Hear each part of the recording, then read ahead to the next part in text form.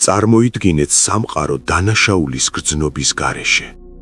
ეს იქნებოდა ფსიქოპათების სამყარო, სადაც ადამიანები ერთმანეთს აზიანებენ და არაფერს გრძნობენ. სადაც ღალატი, ტყუილი და სისასტიკე ისეთივე ჩვეულებრივი ამბავია, როგორც დილით ყავის დალევა. მაგრამ რა მოხდება თუ გეტყვით, რომ ის, რასაც თქვენ სინდის ზეძახით, სინამდვილეში შეიძლება იყოს არა თქვენი მორალური კომპასი, არამედ ჩუმი მკვლელი, რომელიც ნელ-ნელა დღითი დღე გჭამთ შიგნიდან. რა მოხდება თუ ის დანაშაულის გრძნობა, რომელიც ღამით არ გაძინებთ, სინამდვილეში საერთოდ არ არის თქვენი დანაშაული. დღეს ჩვენ ჩავხედავთ თვალებში იმ უხილავ პროკურორს, რომელიც თქვენს თავში ცხოვრობს. ჩვენ გავარკვევთ სად გადის ის წვრილი, მაგრამ სასიცოცხლოდ მნიშვნელოვანი ზღვარი ადამიანურ სინანულსა და ტოქსიკურ თვითგანადგურებას შორის. მზად ხართ გაიგოთ, რატომ გრძნობთ თავს დამნაშავედ მაშინაც კი, როცა არაფერი დაგიშავებიათ? გაიგოთ დანაშაულის გრძნობის მანკიერი მხარე? მაშ დავიწყოთ. შინაგანი პროკურორი. რა არის სინამდვილეში დანაშაულის გრძნობა? დანაშაულის გრძნობა თავისი არსით ბუნებრივი და საჭირო მექანიზმია. ევოლუციურად ის იყო სოციალური წებო, რომელიც ტომს დაშლის განიცავდა. თუ თქვენ დაარღვევდით ტომის წესს, მაგალითად მოიპარავდით საკვებს, დანაშაულის გრძნობა გაიძულებდათ გამოგესწორებინათ შეცდომა, რათა ჯგუფს არ გაერიყეთ. მაგრამ თანამედროვე ადამიანის ფსიქიკაში ეს მექანიზმი ხშირად დამახინჯებულია. ის იქცევა აუტოიმუნური დაავადებად სულისათვის. ისევე როგორც აუტოიმუნური დაავადების დროს იმუნიტეტი საკუთარ ჯანსაღ უჯრედებს ესხმის თავს, ტოქსიკური დანაშაულის გრძნობა თავს ესხმის თქვენს პიროვნებას, თვითშეფასებასა და ღირსებას. თუმცა სანამ გადავალთ ტოქსიკური დანაშაულის გრძნობის განხილვაზე, ჯერ ვისაუბროთ რა არის დანაშაულის გრძნობა და რადგან არის აუცილებელი მისი ჯანსაღი სახით არსებობა. დანაშაულის გრძნობა არის ემოცია, რომელიც ჩნდება მაშინ, როცა გვეჩვენება, რომ დავარღვიეთ საკუთარი ფასეულობები ან ვავნეთ სხვას, ქმედებით, სიტყვით, უყურადღებობით ან თუნდაც არ ყოფნით. ჯანსაღი დანაშაულის გრძნობა, რომელსაც ხშირად სინანულს უწოდებენ, არის ფსიქოლოგიური და სოციალური განვითარების ფუნდამენტური ნაწილი. ის არათუ არ არის დამანგრეველი, არამედ აუცილებელია ადამიანური ურთიერთობების, მორალური კომპასის და პიროვნული ზრდის შესანარჩუნებლად. ის მოქმედებს როგორც შიდა კორექტორი. ჯანსაღი დანაშაულის გრძნობა შეუძლებელია ემპათიის გარეშე. თქვენ აცნობიერებთ, რომ თქვენმა ქმედებამ სხვა ადამიანს ატკინა. თქვენ არ ფიქრობთ, ვაიმე რა ცუდად გამოვჩენდი. ეს სირცხვილია. თქვენ ფიქრობთ, ვაიმე როგორ ეტკინა მას გული. ეს სინანულია. ამავდროულად ის თავის თავში მოიცავს გამოსწორების სურვილს, მოქმედებას. ის არის პროაქტიული და გაძლევთ ენერგიას, რომ მოიხადოთ ბოდიში, აანაზღაუროთ ზარალი და შეცვალოთ ქცევა მომავალში. ბოლო ნაბიჯი კი არის შერიგება, არა მხოლოდ სხვასთან, არამედ საკუთარ თავთან. საბოლოოდ კი ჯანსაღი დანაშაულის გრძნობა ქრება. ის ასრულებს თავის ფუნქციას და მიდის. რატომ გჭირდება ეს? ჯანსაღი დანაშაულის გრძნობა არის საჩუქარი, რომელიც გვეხმარება ვიყოთ უკეთესი ადამიანები. წარმოიდგინეთ სამყარო დანაშაულის გრძნობის გარეშე. ეს იქნებოდა ფსიქოპათების სამყარო, სადაც ადამიანები ერთმანეთს აზიანებენ და არაფერს გრძნობენ. სინანული გვაიძულებს ვიზრუნოთ ურთიერთობებზე. როდესაც ბოდიშს ვიხდით, ჩვენ ვეუბნებით, ჩვენი ურთიერთობა ჩემთვის უფრო მნიშვნელოვანია, ვიდრე ჩემი ეგო. ეს აღადგენს ნდობას. როცა დანაშაულის გრძნობა ჯანსაღია, ის გიბიძგებს, მიხვიდე, მოიბოდიშო, გამოასწორო, გამოისყიდო. მაგრამ როცა ის სირცხვილში იძირება, იწყება შიდა განაჩენი. შენ არ იმსახურებ, შენ ყოველთვის აფუჭებ, შენ უნდა დაისაჯო. ეს გადასვლა ძალიან ხშირადაა დამანგრეველი, რადგან ქცევას ვეღარ ასწორებ, არამედ საკუთარ პიროვნებას ასამართლებ. ტოქსიკური დანაშაულის გრძნობა არ არის სინანული, არამედ სირცხვილი. ფოკუსი არის პიროვნებაზე, შინაარსი, მე ცუდი ადამიანი ვარ. შედეგი, თვითგვემა, იზოლაცია, დეპრესია, საკუთარი თავის დასჯა, რუმინაცია. რა არის რუმინაცია? ფსიქოლოგიაში ტერმინი რუმინაცია მომდინარეობს ლათინური სიტყვიდან, რაც ცოხნას ნიშნავს. ძროხები და სხვა ცხოველები საკვებს ღეჭავენ, ყლაპავენ, შემდეგ უკან ამოაქვთ და კვლავ ღეჭავენ. რუმინაცია ზუსტად იგივეა, ოღონდ ჩვენ ვღეჭავთ არა ბალახს, არამედ ნეგატიურ ფიქრებს, წარსულის შეცდომებსა და მომავლის შიშებს. ეს არის აკვიატებული, განმეორებადი აზროვნების პროცესი, როდესაც გონება უტრიალებს ერთი და იმავე მტკივნეულ თემას, მაგრამ ვერ პოულობს გამოსავალს და არ იღებს არანაირ გადაწყვეტილებას. დამანგრეველი დანაშაულის გრძნობა ხშირად იკვებება რუმინაციით. სცენის თავიდან გადახვევა, სხვა პასუხების მოფიქრება, თვითდამტკიცება, რატომ არ გაპატიებ. ეს გავს ფილმს, რომელიც ერთსა და იმავე ეპიზოდზე გაჭედილია. შენ არ ხარ მაყურებელი, ხარ პატიმარი, რომელიც იმავე საკანში 1000-ჯერ ბრუნდება. შინაგანი მსაჯული განსაკუთრებით აქტიურდება ღამით. რატომ ვთქვი ეს? ალბათ ეწყინა, ალბათ ფიქრობს, რომ სულელი ვარ. ღმერთო, რა საშინელი ადამიანი ვარ. ამ დროს იწყება დაუსრულებელი განსჯა. რატომ ხდება ასე? ამას აქვს ბიოლოგიური საფუძველი. ეს არის დრო, როდესაც ჩვენს ბიოლოგიურ მცველს ზძინავს. დღის განმავლობაში ჩვენი ტვინის წინა ნაწილი, პრეფრონტალური ქერქი, მუშაობს მაქსიმალური დატვირთვით. ეს არის ჩვენი აღსრულებელი დირექტორი, ლოგიკისა და რაციონალური აზროვნების ცენტრი. ის ფილტრავს ემოციებს, აკავებს იმპულსებს და გვეუბნება. დაწყნარდი, ეს არაფერია, მეგობარს არ სწყენია. მაგრამ ღამით, ან როცა ძალიან დაღლილები ვართ, პრეფრონტალური ქერქი ითიშება, ის ენერგიისგან იცლება. ამ დროს სცენაზე გამოდის ლიმბური სისტემა, ამიგდალა, ჩვენი ემოციური, პრიმიტიული ტვინი, რომელიც პასუხისმგებელია შიშსა და განგაშზე.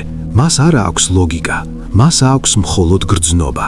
როცა რაციონალური დაცვა მოხსნილია, დანაშაულის გრძნობა, რომელიც დღისით სარდაფში იყო გამოკეტილი, თავისუფლად იჭრება ცნობიერებაში. თქვენ ვეღარ ეუბნებით თავს, ეს სისულელეა. თქვენი დაუცველი ტვინისთვის ეს რეალური საფრთხეა. ნგრევის მექანიზმი. როგორ ანგრევს დანაშაულის გრძნობა პიროვნებას? რა ხდება ფსიქიკასა და სხეულში, როცა მუდმივად დამნაშავედ გრძნობთ თავს? ეს პროცესი გაცილებით ღრმაა, ვიდრე უბრალოდ ცუდ ხასიათზე ყოფნა. დროის მანქანის ილუზია. დანაშაულის გრძნობა ეფუძნება ლოგიკურ შეცდომას, რომელსაც ფსიქოლოგები უკანა ხედვის დამახინჯებას, hindsight bias უწოდებენ. თქვენ განსჯით თქვენს წარსულ მეს იმ ინფორმაციითა და გამოცდილებით, რომელიც გაქვთ დღეს. წარმოიდგინეთ, რომ სჯით პირველ კლასელს იმის გამო, რომ მან არ იცის უმაღლესი მათემატიკა, რომელიც თქვენ ახლა უნივერსიტეტში ისწავლეთ. აბსურდია, არა? მაგრამ ზუსტად ამას აკეთებთ, როცა ამბობთ, უნდა მივხვდელიყავი, სხვაგვარად უნდა მოვქცეულიყავი. მექანიზმი. თქვენი ტვინი ქმნის ილუზიას, თითქოს წარსულში თქვენ გქონდათ სრული კონტროლი და ყოვლის მცოდნეობა, რაც სინამდვილეში არ გქონდათ. ტვინი ატარებს უსამართლო სასამართლოს. თქვენ ასამართლებთ თქვენს წარსულ მეს, რომელსაც ჰქონდა ნაკლები ინფორმაცია და გამოცდილება, თქვენი აწმყომეს, რომელმაც უკვე იცის შედეგი სტანდარტებით. ის თავის თავში მოიცავს გამოცდილების გაუფასურებას. ნაცვლად იმისა, რომ თქვათ, მე ვისწავლე შეცდომაზე და გავიზარდე, თქვენ ამბობთ, მე უნდა მცოდნო და თავიდანვე. ეს ბლოკავს სწავლას და იწვევს გაუთავებელ სინანულს. შინაგანი ციხე და მსხვერპლის როლი. პარადოქსულია, მაგრამ დანაშაულის გრძნობა ზოგჯერ კომფორტულია. რატომ? იმიტომ, რომ ის გვაძლევს ცრუ კონტროლის განცდას. თუ მე დამნაშავე ვარ, ეს ნიშნავს, რომ ყველაფერი ჩემზე იყო დამოკიდებული. ადამიანის ფსიქიკისთვის უფრო საშიშია იმის აღიარება, რომ სამყარო ქაოსურია და უბედურებები ზოგჯერ უბრალოდ ხდება ჩვენი ბრალის გარეშე, ვიდრე იმის დაჯერება, რომ მე ვარ დამნაშავე. ეს იწვევს თვით საბოტაჟს. ადამიანი, რომელიც თავს დამნაშავედ გრძნობს, ქვეცნობიერად უკრძალავს საკუთარ თავს ბედნიერებას. როგორ შემიძლია ვიღო ბედნიერი წარმატებული, როცა წარსულში ასე შევცოდე, ფიქრობს ის და ხელიდან უშვებს შანსებს, ანგრევს ურთიერთობებს. ის საკუთარ თავს სჯის, იმ იმედით, რომ ოდესმე სასჯელით გამოისყიდის დანაშაულს, მაგრამ ტოქსიკურ დანაშაულს ვადა არ აქვს. ტოქსიკური დანაშაულის გრძნობა მხოლოდ შინაგანი ტანჯვა არ არის. ის ხშირად იქცევა სოციალურ სიგნალად გარემოსთვის, რომელიც დამნაშავეებს ეძებს. ასეთი ადამიანები მარტივი სამიზნეები ხდებიან მანიპულატორების, ნარცისებისა და აგრესორებისთვის. ისინი მუდმივი თვითგვემით თავად ქმნიან მომზადებულ ნიადაგს და როცა გარემოდან ბრალდება მოდის, ის არ ხვდება ცარიელ ადგილას. ის ხვდება უკვე მომზადებულ ფსიქიკაში, სადაც ბრალდება თითქოს ლოგიკურ გაგრძელებად ჟღერს. თუ გარემოდან თქვენი მისამართით ხშირად ისმის ფრაზა ყველაფერი შენი ბრალია, შენ გამო, მაშინ კარგად დაფიქრდით, თავად ხომ არ ამზადებთ ნიადაგს ბრალდებებისთვის. ფსიქოსომატური დარტყმა. დანაშაულის გრძნობა მხოლოდ ფიქრი არ არის. ის არის ფიზიოლოგიური მდგომარეობა, რომელიც ხშირად ააქტიურებს საფრთხის სისტემას. როცა ტვინი თვლის, რომ მე დამნაშავე ვარ, ის ამას შეიძლება აღიქვამდეს როგორც საფრთხე ურთიერთობაზე, დაკარგავს სიყვარულს მეგობარს. საფრთხე სტატუსზე, შენ დაგსჯიან გაგკიცხავენ. საფრთხე თვითიდენტობაზე, შენ აღარ ხარ კარგი. და როგორც ნებისმიერი საფრთხე, ეს ააქტიურებს სტრესის რეაქციას. გულისცემის აჩქარება, დაძაბულობა, ძილის დარღვევა, ტვინის სასამართლოს ღამითაც ატარებს. კუჭნაწლავის სიმპტომები, ენერგიის დაცემა და აპათია. როგორც წინა ვიდეოში ვისაუბრეთ, სხეულს ახსოვს ყველაფერი. დანაშაულის გრძნობა სხეულში ვლინდება როგორც სიმძიმე. ქრონიკული სტრესი უკავშირდება კორტიზოლის დისრეგულაციას, იმუნურ და ანთებით პროცესებზე გავლენას და ტკივილის მგრძნობელობის ზრდას. დანაშაულის გრძნობა, როგორც მუდმივი თვითმუქარა, ხშირად სწორედ ქრონიკული სტრესის კატეგორიაში გადადის. საიდან მოდის ეს ხმა? ფესვების ძიება. დანაშაულის გრძნობა არის ნასწავლი ენა. ჩვენ არ ვიბადებით იმის ცოდნით, რომ ცუდები ვართ. ჩვენ ამას გვასწავლიან. ეს შინაგანი კრიტიკოსი, რომელიც გამუდმებით ჩაგვძახის, შენ არ ხარ საკმარისად კარგი, შენ ყველაფერს აფუჭებ, შენი ბრალია, სინამდვილეში არის ინტერნალიზებული, შინაგანად მიღებული ავტორიტეტების ხმა. მოდი განვიხილოთ სამი ძირითადი წყარო, საიდანაც ეს ტოქსიკური ხმა მოდის. მანიპულაციური აღზრდა, პირობითი სიყვარულის ტრაგედია. ბავშვისთვის მშობელი არის ღმერთი. მშობლის სიყვარული ნიშნავს გადარჩენას. თუ მშობელი იღენებს დანაშაულის გრძნობას როგორც აღზრდის მეთოდს, ბავშვი სწავლობს საშინელ გაკვეთილს. ჩემი არსებობა ტკივილს აყენებს სხვებს. თუ ბავშვობაში სიყვარული ხშირად იყო დამოკიდებული იმაზე, თუ რამდენად კარგად იქცეოდი, რამდენად მორჩილი ან სასარგებლო იყავი, შესაძლოა ტვინმა დაისწავლა ფორმულა. თუ მე არ ვარ კარგი, მე ვტკენ საყვარელ ადამიანებს. შედეგად ზრდასრულ ასაკში ნებისმიერი არასთქმა და საკუთარი საზღვრების დაცვა იწვევს მძაფრ დანაშაულის გრძნობას. დანაშაულის გრძნობა ჩნდება მაშინაც, როცა შენ უბრალოდ დასვენებას ითხოვ, საკუთარ ინტერესს იცავ, ან დამოუკიდებელ გადაწყვეტილებას იღებ. გადარჩენილის სინდრომი და ბედნიერების შიში. ეს ფენომენი თავდაპირველად აღწერეს ჰოლოკოსტს გადარჩენილებში, მაგრამ ის ყოველდღიურ ცხოვრებაშიც ხშირად გვხვდება. არსი. ადამიანს რცხვენია საკუთარი კეთილდღეობის, როცა ხედავს, რომ სხვები, განსაკუთრებით ახლობლები, იტანჯებიან. მას ქვეცნობიერად სჯერა, რომ ბედნიერების რესურსი სამყაროში შეზღუდულია და თუ მას აქვს ბევრი, ეს ნიშნავს, რომ ვიღაცას დააკლდა. მაგალითები: წარმატებული კარიერა, როცა დაძმა უმუშევარია; ბედნიერი ქორწინება, როცა მეგობარი განქორწინდა; ჯანმრთელობა, როცა მშობელი ავადაა. შედეგი: ადამიანი იწყებს თვითსაბოტაჟს, ის ქვეცნობიერად ანგრევს საკუთარ წარმატებას, რათა გათანაბრდეს სხვებთან და აღარ იგრძნოს თავი დამნაშავედ. ის არ აძლევს თავს უფლებას ბოლომდე დატკბეს ცხოვრებით. პერფექციონიზმი და იდეალური მესტირანია. პერფექციონიზმი არ არის სრულყოფილებისკენ სწრაფვა. ეს არის შეცდომის პანიკური შიში. პერფექციონისტი თავის თავში ატარებს მკაცრ მსაჯულს, რომელსაც ხელში უჭირავს არარეალური სტანდარტების სია.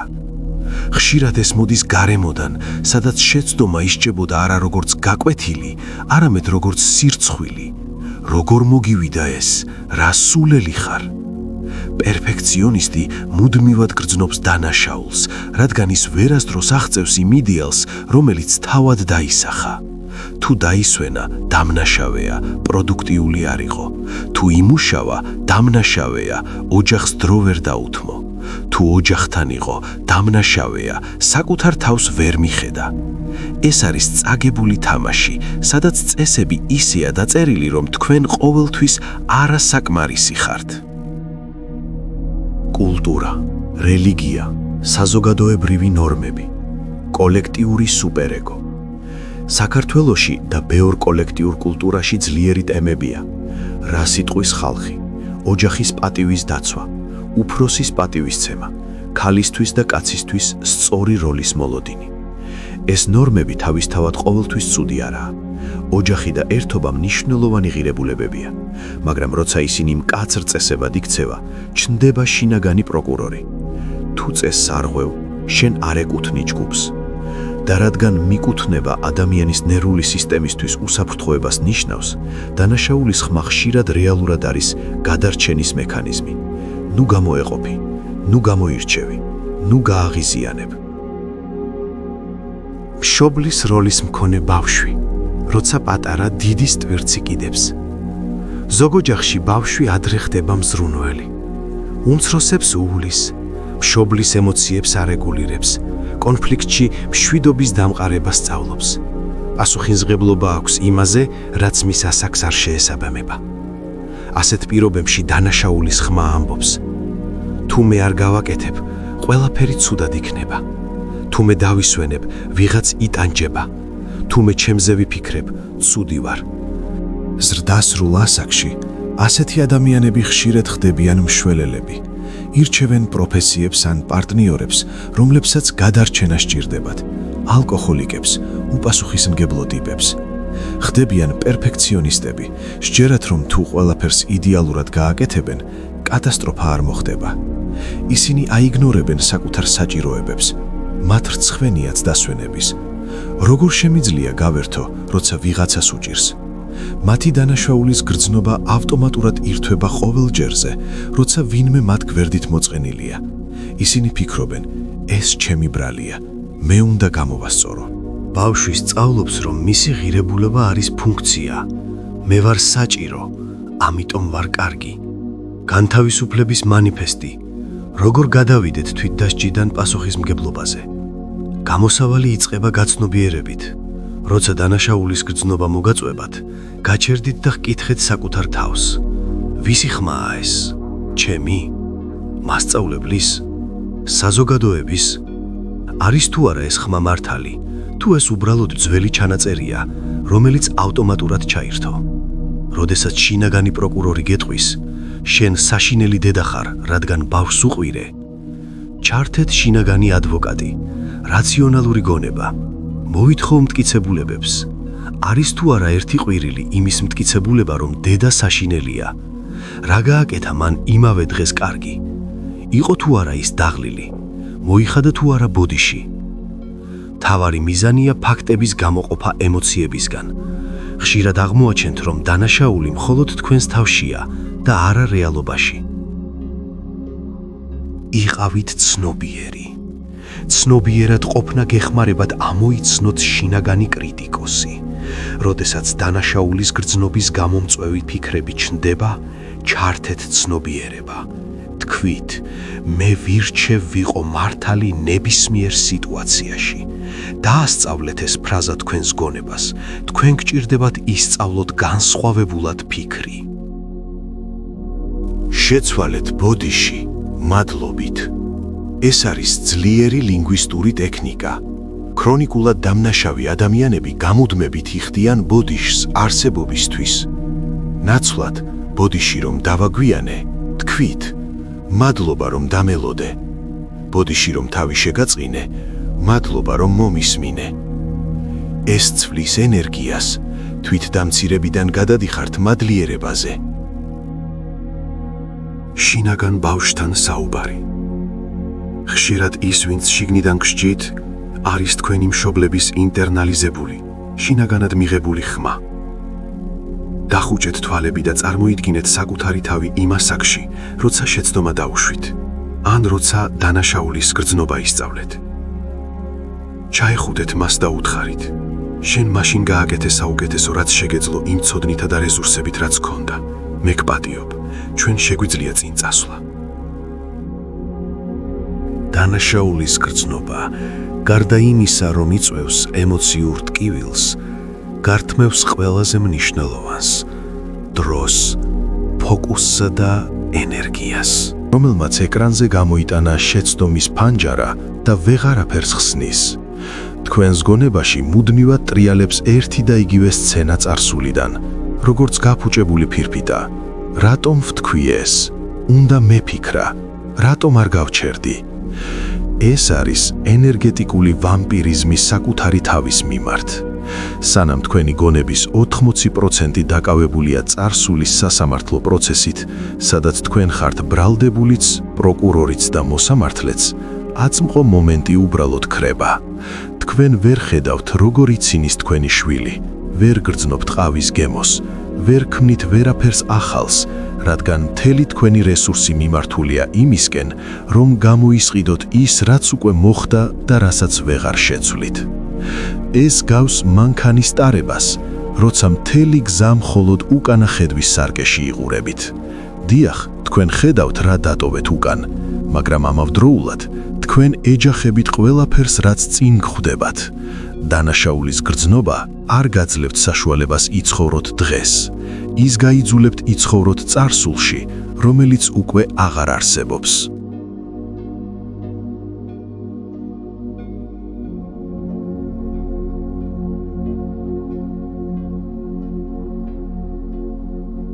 დანაშაულის გრძნობა ჰგავს ბნელ ოთახს, სადაც წლებია ზიხართ და გგონიათ, რომ კარი გარედან არის ჩაკეტილი. თქვენ ელოდებით, რომ ვიღაც მოვა და გაგიღებთ, ვიღაც მოვა და გეტყვით, შენ გამართლებული ხარ. მაგრამ სიმართლე, რომელიც ყველაზე მტკივნეული და ამავდროულად ყველაზე განმათავისუფლებელია, არის ის, რომ კარი შიგნიდან არის ჩაკეტილი. გასაღები კი თქვენს ჯიბეშია. დანაშაულის გრძნობა თავის თავში მოიცავს სასჯელს. რა მოსდით დამნაშავეებს? ისინი ისჯებიან. ტოქსიკური დანაშაულის გრძნობა თავისი არსით მანკიერებაა საკუთარი სულის წინაშე. მოსამართლეა, რომელსაც საკუთარი სასჯელის განაჩენი გამოაქვს. თქვენ თავად უკვეთავთ სასჯელს. სასჯელი კი მრავალნაირი შეიძლება იყოს. მოძალადე, რომლისგანაც ვერ თავისუფლდები, ტოქსიკური ურთიერთობა, რომელიც გფიტავს, უბედური შემთხვევა, რომელიც ახალ იარებს გაყენებს. არავის შეუძლია გაგათავისუფლოთ საკუთარი თავისგან, გარდა თავად თქვენივე თავისა. შეცდომები არ გვაქცევს ცუდ ადამიანებად, ისინი გვაქცევენ ადამიანებად. თქვენი არასრულყოფილება არ არის დანაშაული, ეს არის თქვენი უნიკალურობის ნაწილი. დადეთ ის მძიმე ზურგჩანთა, გაუშვით ხელი ქვებს, ღრმად ჩაისუნთქეთ. თქვენ იმსახურებთ სუნთქვას, თქვენ იმსახურებთ სიხარულს და თქვენ იმსახურებთ მომავალს, რომელიც არ არის წარსულის მძევალი. თუ მოგეწონათ თემა, გამოიწერეთ არხი და შემოუერთდით ნაკადს.